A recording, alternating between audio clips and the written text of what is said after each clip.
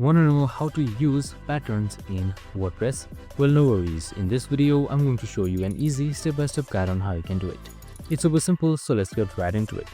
Now, first things first, simply open up your WooCommerce or WordPress website and head towards your favorite website's admin panel. Now, once you're under the admin panel, you can just simply select Post or Pages and then head towards its existing or already existing file. Now, once you've done that, you should be directed to the editing page. Now once you're under the editing page, here you can just simply select anywhere on the blank box, and now just simply select plus icon right here and select browse all. And once you select browse all, you should be seeing patterns right here. So just simply select patterns. Now once you've selected patterns, here you should see various patterns, that is categories, from archives, blog post, galleries to much more. So you can just simply select any one of these. I'm just going for menu.